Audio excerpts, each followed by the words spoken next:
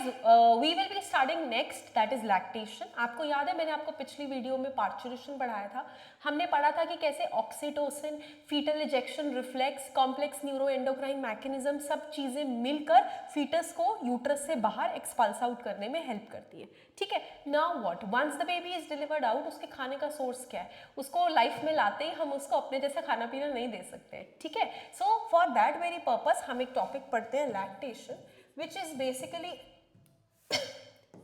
lactation. ठीक है. जो बेसिकली किस चीज पे डिपेंड करता है कि मदर के जो फीड होती है, मदर का जो मिल्क होता है, how important and what it is for the newborn baby. Right. So mammary glands of the females, very important. Females have structures called as mammary glands. They undergo differentiation during pregnancy.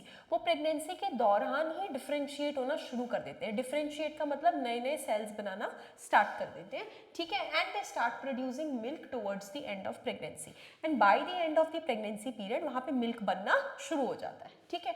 By the process called as lactation. So ये जो milk बनने का process होता है mammary glands के अंदर, जो end of the pregnancy तक बनना चालू हो जाता है, उस प्रोसेस को लैक्टेशन कहा जाता है.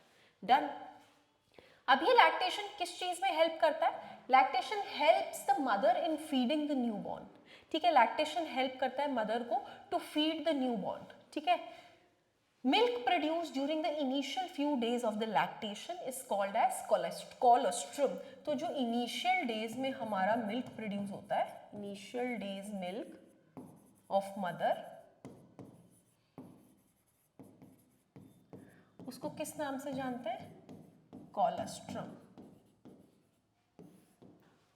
ठीक है. It is called as colostrum, which contains several antibodies essential to develop resistance for the newborn babies. अब इस colostrum के अंदर basically होता क्या है? It contains a lot of antibodies. Antibodies क्या होती हैं? Antibodies are some things which are produced against any infection. For example कोई डिजीज हुई है हमें. ठीक है. तो उसके लिए हमारी बॉडी में खुद के फाइटर सेल्स भी प्रेजेंट होते हैं और उन फाइटर सेल्स को हम एंटीबॉडीज के नाम से जानते हैं. तो इन कोलेस्ट्रम के अंदर कुछ रेडीमेड एंटीबॉडीज होती हैं जो हेल्प करती हैं to fight the infection. Okay.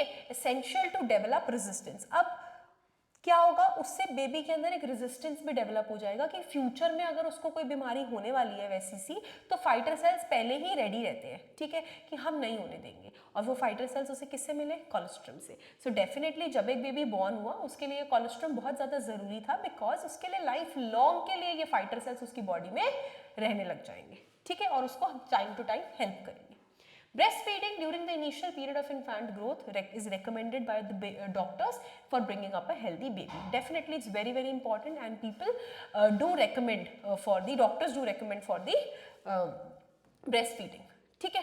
With this we mark the end of this chapter and we are completed with the part of lactation also.